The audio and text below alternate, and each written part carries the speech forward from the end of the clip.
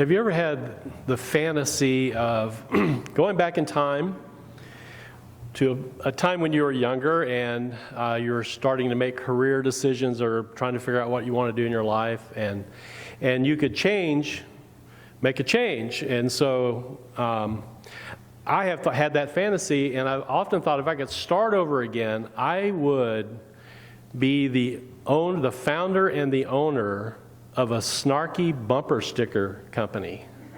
That's what I would do. I love a good bumper sticker. I had to laugh the other day when I saw one that said, "Watch out for the idiot behind me." I was behind him, of course. Now, sometimes bumper stickers make me shake my head. Another one I saw the other day said, "Worship the Creator, not the creation." Well, this made me shake my head and scratch it at the same time, because I have never met anyone who actually worships the creation. And by creation, I assume that they mean such things as mountains and rivers and vegetation and animals. Now, on the other hand, I have met a lot of people who are concerned about creation, that is, nature or the environment. And I have even met a few people over the years who are self-described tree huggers. But I don't think any of them actually worship trees, nor are they particularly fond of bark scratches on their arms. They just think that trees are important for the survival of life on this planet, and I have to agree with that. And even if people do worship trees or any other aspect of nature, I don't think that these are the people we need to be worried about, honestly. I'm pretty sure that nature lovers and environmentalists, and even the more radical ones, are less likely to set off bombs in public places and crash buildings or crash airplanes into buildings, or go on shooting sprees in public schools. I just don't perceive that there is a large group of people out there who worship the creation rather than the Creator, and who are therefore creating problems, pun intended. But for some reason, some people get all bugged out about environmentally conscious folks. True story, years ago, when I first became a pastor, I'd done a fair amount of reading in a category called creation spirituality. And I was reading primarily the writings of Matthew Fox. And I could give you a long sermon and definition of creation spirituality, but I just want to share with you what I perceive to be the central core truth of creation spirituality. What it does is it understands the universe as a blessing from God, and therefore we are called to take care of our little corner of the universe as best we are able. That's it. Now, there's more to creation spirituality than that, of course, but I concluded at that time that creation spirituality is not in conflict in any way at all with traditional Christian theology. It only enhances our theology by making us more aware of the beauty and the value of what God has created around us. Nevertheless, I wrote this newsletter article for my congregation about creation spirituality. And like here, your church's newsletter goes out to other churches in the association. And one of my colleagues in the North Texas Association read my column, and he wrote me back and he said he was deeply disturbed. He thought that I had turned into a worshiper of trees, frogs, and creeks. And I went to Baylor. They wouldn't let you do that. And I wrote him back and told him that he was an idiot and he was driving too close behind me. No, I didn't do that. But what that episode did, seriously, for me in my life was to inspire me to think more deeply about creation and try to understand how we should relate to God's creation, that is, to nature, to the environment around us. And of course, I was also inspired to read more about what the biblical writers had to say about the creation, and I learned that, man, they have a lot to say about the creation. Now, one reason I chose this topic for today is because we're only 2 days removed from Earth Day. As you probably know, Earth Day is an annual event celebrated on April the 22nd. It was first celebrated way back in 1970, and today it is celebrated in almost 200 countries around the world. That's the vast majority of countries. The primary purpose of Earth Day is to demonstrate support for the earth and for the environment. Now, you may remember years ago at first, showing support for the environment, even being labeled an environmentalist, was considered sort of a fringe thing to do. You either had to be a scientist or a hippie to be concerned about such things as pollution and the big hole in the ozone layer and such things. But now even the crustiest of old souls recycle, they pick up litter, they support alternative energy sources, and so forth. Concern for the environment has become mainstreamed. That's just who we are now. Everybody recognizes it. For example, question, how many of you recycle on occasion? The majority. 40 years ago, you would have been labeled a weirdo if you would have said that. We've come a long way. Now, going to get off topic a little bit here. We can't talk about creation and all that it entails without mentioning two rather controversial topics. They're not controversial to me, but I'm sure to some of you and a lot of people it is. That is evolution and climate change. On both topics, let me just say that I'm inclined to go with this neat little concept I picked up years ago called scientific consensus. And I'm not going to belabor the point, but obviously, evolution is the dominant scientific theory of biological diversity on this planet and in the universe, and that's good enough for me. I'm okay with that. Doesn't conflict with my religion whatsoever.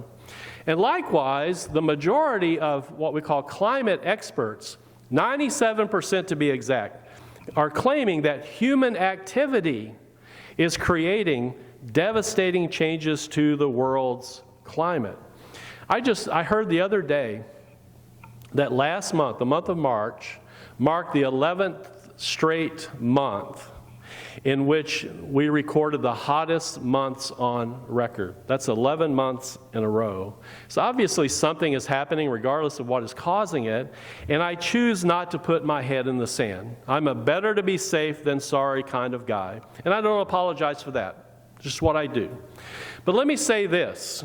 Even if the scientific consensus about evolution and climate change prove to be incorrect someday, we still need to have a good theology of creation. We need to have a good theological approach to this thing that we call creation. And for Jews and Christians, it all starts with the creation story in Genesis. And do you remember what the writer of Genesis claims was God's reaction at the end of each day of creation? God saw that it was good. You know this. So you already have a theology of creation. The first point we can make then is that it is good. Creation is good. Or is it? In 1850, the poet Alfred Lord Tennyson famously wrote that nature is red in tooth and claw. And he's certainly correct about that. Nature is bloody and dangerous in its finer details. When God created the universe, the fine print said, bloody and dangerous. And yet when we look at the big picture, the whole thing, it is good. Life and existence is better than non-existence, right? So it's good. And we could draw upon many other biblical texts to develop a theology of creation. But I want to focus on the two texts that we heard today. And I'm going to begin with Psalm 148. I believe that outside of Genesis chapter 1, Psalm 148 is the crown jewel of a biblical theology of creation. The message of Psalm 148 is very simple, but it's very powerful. And that is, everything, every aspect of creation compels us to praise the Creator God. Everything in the heavens, from the angels to the stars, compels us to praise the Creator. Everything on the earth compels us to praise the Creator, including the chaotic forces in the sea and the dramatic weather phenomena and majestic landscapes and the diversity of vegetation and animal life and civilized human beings, and yes, even uncivilized human beings.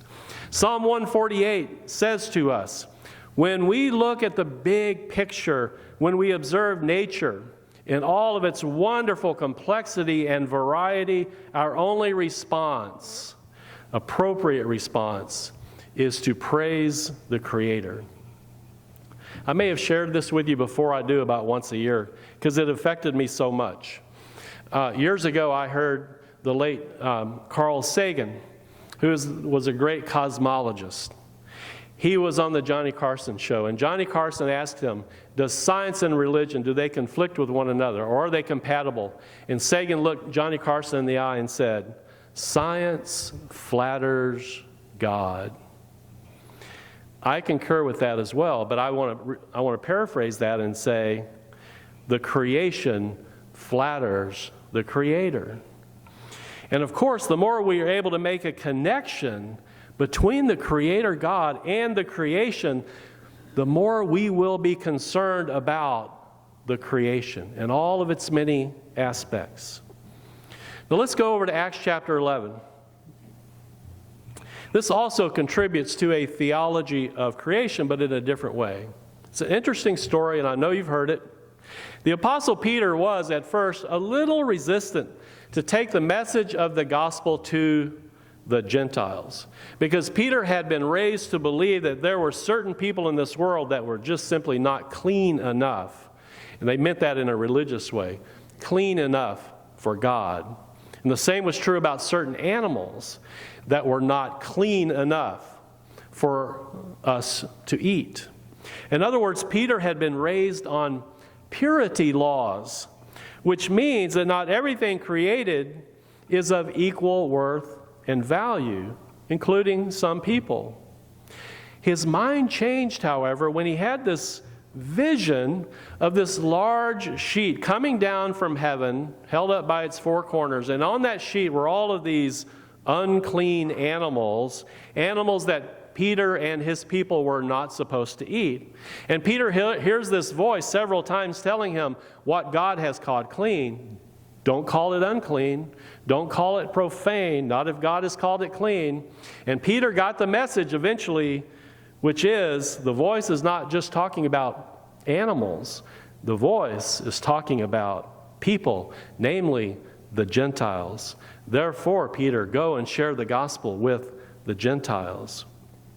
So Acts chapter 11 contributes to our theology of creation by telling us that every aspect of creation is clean in the sense of being a valuable part of God's sacred creation, from muddy creeks to fresh spring water. It's all clean. From microbes to mountains, it's all clean. From Jews to Gentiles, it's all clean. Like the writer of Genesis says, it's all good. And furthermore, it compels us to praise the Creator. So this is a good place to start. If you want to develop a theology of creation, despite nature, red in tooth and claw, despite the chaos of weather, despite the decay and death of all living things, despite the scientific consensus on evolution and climate change, God's creation is good and clean and compels us to praise the Creator. One final thing. One of my favorite theologians I have read over the years is Sally McFague. Sally McFague is known for a lot of things, but one thing she did that really spoke to me years ago, she wrote a book where she used the metaphor of the world as God's body. Reflect on that for a second. The world as God's body. She meant that metaphorically, not literally. But what would happen if we took that metaphor seriously? How would our care of creation be better if we could make a more substantial connection between the creation and its creator, the world as God's body? Despite what that bumper sticker claimed, no one has ever said that we need to worship the creation. But how can we earnestly worship the Creator if we don't value the Creator's creation? Amen.